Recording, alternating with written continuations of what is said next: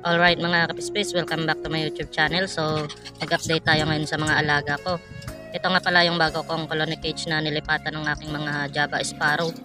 Ang lahat-lahat na Java Sparrow dito ay nasa 19 na piraso. At nagbe-breeding na sila ngayon. At may kasama silang chestnut munya na walang piraso dito mga kapispis. Ang sukat nga pala ng colony cage ko mga kapispis ay nasa 8 feet ang haba, 6 feet ang taas at 4.5 feet ang lapad. So naka-temporary pa ang screen nito mga kapispis kasi balak ko pa namang palitan ng welded wire na galvanized para mas matibay.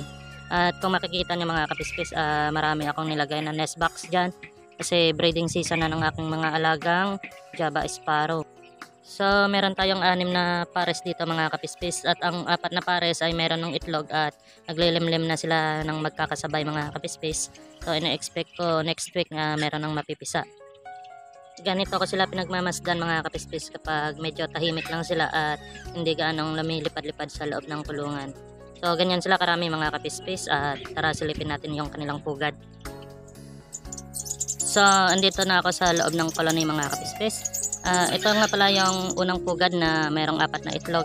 At lahat ng itlog na yan ay nakandol ko na at merong similya. Halos lahat ay puro fertile. Ang nagmamayari ng pugad na to ay magkakapatid. Kumbaga inbreed ito mga kapispis. At first time nilang mangitlog at naglimlim na agad sila ng halos 1 week na. So next week, ina-expect ko na meron ng mapipisa dito. At ito naman mga kapispis sa kabila. Merong pugad dito na may 7 pirasong itlog. So ang nagmamayari naman nito mga kapispis ay yung pinaka breeder ko o yung nanay ng magkakapatid na ng itlog dito mga kapispis. Meron siyang 7 na itlog.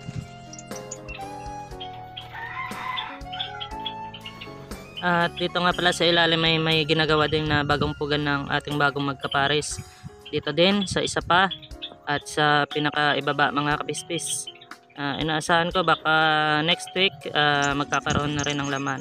So ito pa mga kapispis ay merong 5 pirasong itlog sa isa ko pang breeder at ito sa bagong magpares at naglilimlim na rin sila. So ito mga kapispis ay wala pang laman at yung iba pang nest box na hindi ko pa pinasilip ay wala ring laman mga kapispis. So may mga bakante pang nest box mga kapispis at meron pang pagpipilian yung mga bago nating magkapares. Ito yung mga puga na merong laman. 2 pot tsaka 2 nest box. So 4 na piraso yung magkapares na naglilimlim dito mga kapispis. Nasa 26 piraso lahat-lahat ng Java Sparrow ko mga kapispis. At dito sa colony cage ay nasa 19 piraso. Yung 7 piraso pa mga kapispis ay nabukod ko sa kabilang kulungan na medyo maliit lang ng konti. So ito sila mga kapispis. May kahalong chestnut munya, may 3 juvenile na Java Sparrow at 4 na matured, 2 magkapares yan.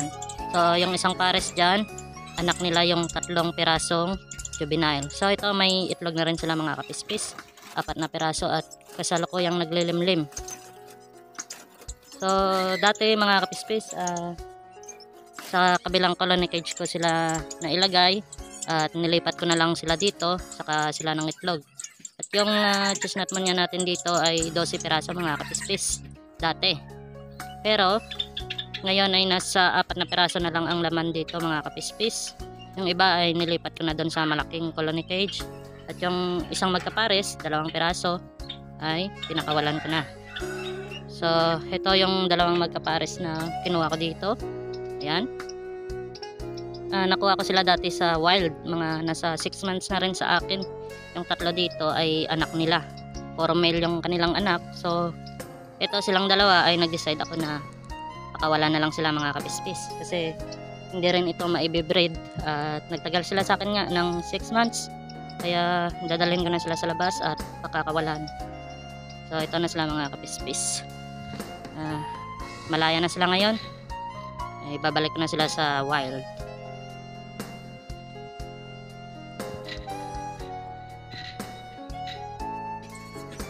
At ito mga kapispis, sa kabilang kulungan ay meron tayong 3 pirasong chestnut munya. 2 sa kanila ay female at yung isa ay male. Yung male ay mag 3 years old na ngayong October. So kailangan ko siyang i-breed uli kasi dati-rati ay nagkaroon din siya ng inakay at yung kanyang kapares ay namatay. So ngayon babalik ko siya at i-breed uli mga kapispis. Ang kasama niya ay galing sa wild din at yung isa ay hindi pa fully matured na female. So tingnan na lang natin mga kapispis kung magkakaroon ba sila ng pugad at mangingitlog. So ito mga kapispis ay inaabangan ko talaga na magkaroon ng pugad. At ito na lang pala yung natira kong moorhen mga kapispis. Yung kasama niya ay biglang nawala sa bakura namin nung pinalabas ko. Nakalimutan ko kasi inayaan ko sila sa labas na maligo sa ulan. Nung pagtingin ko, siya na lang mag-isa yung natira. Kaya walang ibang dumali nun kundi mga pusang gala dito sa bahay. Marami kasi dumadaan na pusa dito. So yun, nanginayang lang ako kasi dalawa sila at wala na siyang kasama. Kaya ayan, safety na siya dito sa kulungan. So dito naman sa kabila ay meron akong bagong alaga, zebra finches, phone mutation. Meron na silang 4 na inakay. Nagkaroon ako nito mga kapispis buhat nung may kaibigan akong nakipag-swap sa akin ng Java Sparrow. So ito yung binigay niya sa akin. Napunta sa akin to ng katapusan ng August. So after 1 week ay nagbreed na sila mga kapispis. Ang bilis nilang magbreed. So ayan, hindi kalaunan nagkaroon sila ng 4 na inakay.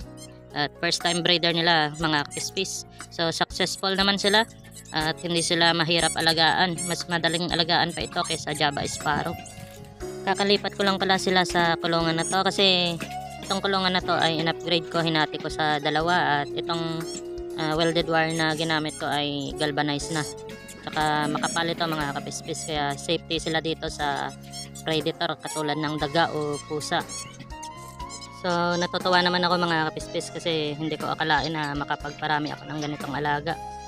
Sobrang dami na nila ngayon at meron pang mga breeder na nagpaparami. So nakakawala ng stress. Yun nga lang, sobrang mahal na ng kanilang patoka. So ito ng aking crested myna o Martinez at ang tawag naman sa amin dito ay Martanico. So nasa 3 months na sila ngayon sa akin at nagmamolt na yung kanilang balahibo. Nagpapalit na sila ng kanilang balahibo, mas matingkad na kulay itim mga kapispis. At sobrang ingay nila tuwing umaga. Yung isa dyan ay mas matapang at yung isa palaging hinahabol. Tingnan nyo mga kapispis yan. So hindi ko pa sila maibukod kasi wala pa akong extra na kulungan. So ito naman, meron pa akong chestnut moon yan na 2 months old pa lang sa akin mga kapispis. At nag-iisa lang yan kasi itlog pa yan nung binigay sa akin ng bata. Sakto na napisa kinabukasan. Tsaka inalagaan ko. Kala ko nga hindi ko kayang buhayin. Pero ayan siya ngayon. Buhay na buhay. Sobrang sigla niya mga kapispis. At sobrang amo din niya. Hindi ko siya sinasama dun sa ibang chestnut moon niya na nasa malaking kulungan. Kasi baka maging mailap siya kalaunan. Kaya dito ko lang siya nilalagay sa maliit na hawla sa kanyang cage. At araw-araw pinapalabas ko siya para maging maamo siya sa akin mga kapispis kahit na nakalabas siya sa kanyang cage. So sinasadya ko talaga na ilagay lang siya sa maliit na cage para hindi siya maging mailap sa akin. Nagkaroon lang uli ako ng chestnut moon niya mga kapispis buhat nung kumuha ako sa wild, sa pugat at inalagaan ko na lang sila, hinanfeed. Kasi nagdagdag ako ng chestnut moon niya, gawa nung isa na lang yung natira sa akin. Yun yung 3 years old na ngayon. Kaya nagdagdag ako mga kapispis para may kasama siya. Pero hanggang ngayon hindi na ulit ako nakapag-breed ng mayang pula kasi nga sobrang hirap. So eto, nagdagdag nga ako ng maraming chestnut moon niya. At mas marami din sa kanila yung male. Sa 10 piraso na naidagdag ko, 2 piraso lang yung female. So itong isa, hindi ko pa alam kung anong gender nito kasi bata pa mga kapispis. Pero dito sa colony cage ko, isa lang yung female dito. Tsaka dun sa kabilang cage, isa lang din. So kabuuan, nasa 4 na female yung chestnut moon niya ko na hindi pa fully matured. So dito mga kapispis ay pumaporma na yung mga lalaki. Malabo pang mag-breed ang mga ito mga kapispis. At ina-observe ko na lang yung kanilang behavior kasi yung mga male ay pumaporma na at namamarako. So mas maraming male dito, kaya pag-aagawan nila yung female sa loob ng kulungan na to mga kapispis.